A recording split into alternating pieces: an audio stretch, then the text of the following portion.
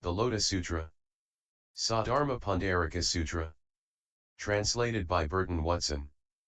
Nichiren.info. Chapter 20. Bodhisattva Never Disparaging. At that time the Buddha said to the Bodhisattva and Mahasattva gainer of great authority, you should understand this.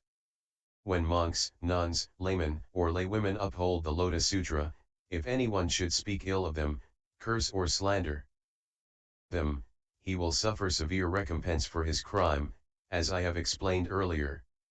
And I have also explained earlier the benefits gained by those who uphold the sutra, namely, purification of their eyes, ears, nose, tongue, body, and mind. Gainer of great authority, long ago, an immeasurable, boundless, inconceivable number of Asamkhya kalpas in the past, there was a Buddha named Awesome Sound King, thus come one, worthy of offerings, of right and universal knowledge, perfect clarity and conduct, well gone, understanding the world, unexcelled trainer of people, teacher of heavenly and human beings, Buddha, world-honored one. His kalpa was called exempt from decay and his land was called great achievement. This Buddha Awesome Sound King during the age when he lived preached the law for heavenly and human beings and asuras.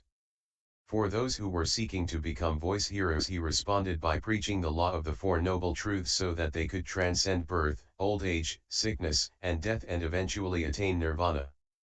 For those seeking to become Pratyeka Buddhas he responded by preaching the law of the 12-linked chain of causation.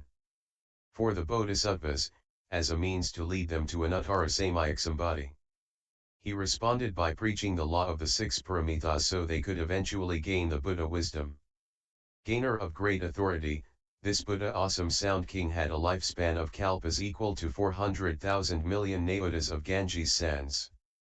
His correct law endured in the world for as many kalpas as there are dust particles in one Jambudvipa.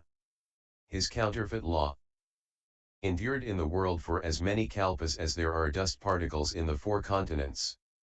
After this Buddha had finished bringing great benefits to living beings, he passed into extinction. After his correct law and counterfeit law had come to an end, another Buddha appeared in the same land. He too was named Awesome Sound King, thus come one, worthy of offerings, of right and universal knowledge, perfect clarity and conduct, well gone, understanding the world, unexcelled worthy, trainer of people, teacher of heavenly and human beings, Buddha, world honored one. This process continued until 20,000 million Buddhas had appeared one after another, all bearing the same name. After the original Awesome Sound King thus come one had passed into extinction, and after his correct law had also passed away, in the period of his counterfeit law, monks of overbearing arrogance exercised great authority and power. At this time there was a Bodhisattva monk named Never Disparaging. Now, gainer of great authority, for what reason was he named Never Disparaging?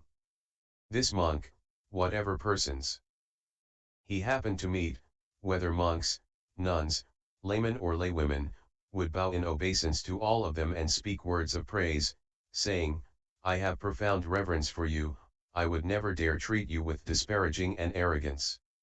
Why? Because you are all practicing the Bodhisattva way and are certain to attain Buddhahood. This monk did not devote his time to reading or reciting the scriptures, but simply went about bowing to people.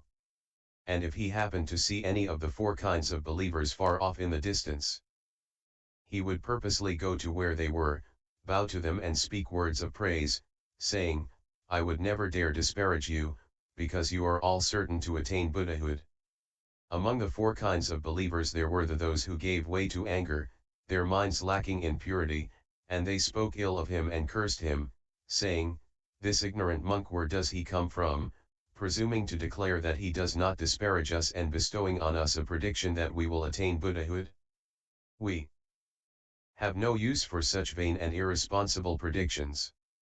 Many years passed in this way, during which this monk was constantly subjected to curses and abuse. He did not give way to anger, however, but each time spoke the same words, you are certain to attain Buddhahood. When he spoke in this manner, some among the group would take sticks of wood or tiles and stones and beat and pelt him. but even as he ran away and took up his stance at a distance, he continued to call out in a loud voice, "I would never dare disparage you, for you are all certain to attain Buddhahood." And because he always spoke these words, the overbearing arrogant monks, nuns, laymen, and laywomen gave him the name Never Disparaging. When this monk was on the point of death, he heard up in the sky fully 20,000, 10,000, a million verses of the Lotus Sutra that had been previously preached by the Buddha Awesome Sound King, and he was able to accept and uphold them all. Immediately he gained the kind of purity of vision and purity of the faculties of the ear, nose, tongue, body, and mind that have been described above.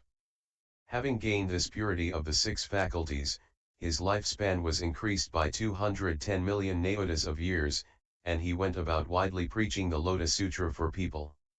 At that time, when the four kinds of believers who were overbearingly arrogant, the monks, nuns, laymen and laywomen who had looked with contempt on this monk and given him the name Never Disparaging when they saw that he had gained great transcendental powers, the power to preach pleasingly and eloquently, the power of great goodness and tranquility, and when they heard his preaching, they all took faith in him and willingly became his followers.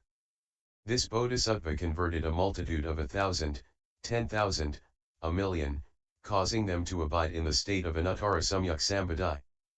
After his life came to an end, he was able to encounter 2,000 million Buddhas, all bearing the name Sun Moon Bright, and in the midst of their law he preached this Lotus Sutra. Through the causes and conditions created thereby, he was also able to encounter 2,000 million Buddhas, all with the identical name Cloud Freedom Lamp King. In the midst of the law of these Buddhas, he accepted, upheld, read, recited and preached the sutra for the four kinds of believers. For that reason he was able to gain perfection of his ordinary eyes, and the faculties of his ears, nose, tongue, body, and mind were likewise purified. Among the four kinds of believers he preached law with no fear in his mind. Gainer of great authority, this Bodhisattva and Mahasattva was never disparaging in this manner. Offered alms to a vast number of Buddhas, treating them with reverence and honor and praising them. Having planted these good roots, he was later able to encounter 1,000, 10,000, a million Buddhas, and in the midst of the law of these Buddhas, he preached this sutra, gaining benefits about him to attain Buddhahood. Gainer of great authority, what do you think? The Bodhisattva Never Disparaging who lived at that time, could he be unknown to you? In fact he was none other than I myself. If in my previous existences I had not accepted, upheld, read and recited the sutra and preached it for others, I would never have been able both to attain anuttara samyak sambadhi so quickly. Because in the presence of those earlier Buddhas I accepted, upheld, read, and recited the sutra and preached it for others, I was able quickly to attain anuttara samyak sambadhi.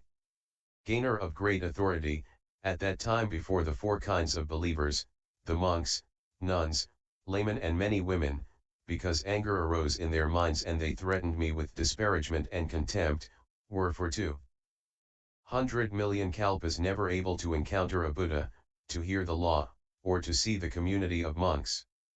For 1,000 kalpas they underwent great suffering and avicii hell. After they had finished paying for their offenses, they once more encountered the Bodhisattva Never Disparaging, who instructed them in anuttara samyak sambadhi. Gainer of great authority, what do you think? The four kinds of believers who at that time constantly disparaged this Bodhisattva, could they be unknown to you? They are in this assembly. Now, Vajrapala and his group, 500 Bodhisattvas, Lion Moon and her group, 500 laymen, all having reached the state where they will never regress in their search for anuttara samyak sambadhi. Gainer of great authority, you should understand that this Lotus Sutra richly benefits the Bodhisattvas and Mahasattvas, for it can cause them to obtain anuttara samyak sambadhi. For this reason, after the thus come one has passed into extinction, the Bodhisattvas and Mahasattvas should at all times accept, uphold, read, recite, explain, preach, and transcribe this sutra. At that time the world honored one, wishing to state his meaning once more, spoke in verse form, saying, "In the past there was a Buddha named Awesome Sound King, of immeasurable supernatural powers and wisdom, leading and guiding one and all. Heavenly and human beings, dragons, spirits joined in offering him alms. After this Buddha had entered extinction. When his law was about to expire, there was a Bodhisattva, named Never Disparaging. The four kinds of believers at that time scrutinized and adhered to the law. The Bodhisattva Never Disparaging would go to where they were and speak to them, saying, I would never disparage you, for you are practicing the way, and all of you will become Buddhas. When the people heard this, they jibed at him, cursed and reviled him. But the Bodhisattva Never Disparaging bore all this with patience. When his offenses had been wiped out, and his life was drawing to a close, he was able to hear the sutra, and his six faculties were purified. Because of his transcendental powers, his lifespan was extended, and for the sake of others, he preached the sutra far and wide. The many persons who adhered to the law all received teaching and conversion from this Bodhisattva, who caused them to dwell in the Buddha way. When Never Disparaging's life ended, he encountered numerous Buddhas, and because he preached the sutra he gained measurable blessings. Bit by bit he acquired benefits and quickly completed the Buddha way. Never Disparaging, who lived at that time, was none other than myself. And the four kinds of believers who adhered to the law then, who heard Never Disparaging say, you will become Buddhas, and through the causes thus created encounter numerous Buddhas. They are here in this assembly. A group of 500 Bodhisattvas. And the four kinds of believers. Men and women of pure faith, who now in my presence listen to the law. In previous existences, I encouraged these persons to listen to and accept the sutra, the foremost in the law, unfolding it, teaching people, and causing them to dwell in nirvana. So in age after age they accepted and upheld scriptures of this kind. 1,000,010,000 kalpas. An inconceivable time will pass before at least one can hear this Lotus Sutra. 1,000,010,000 kalpas, an inconceivable time will pass before the Buddhas, world-honored ones, preach this sutra. Therefore its practitioners after the Buddha has entered extinction, when they hear a sutra like this should entertain no doubts or perplexities but should with a single mind preach the sutra far and wide, age after age encountering Buddhas, and quickly completing the Buddha way. And ls 20. Empty the mind in order to listen to Lotus Sutra. Focus on lower dantian to free the mind from upper/middle, remember. MN_143 Advice to Anathapindika.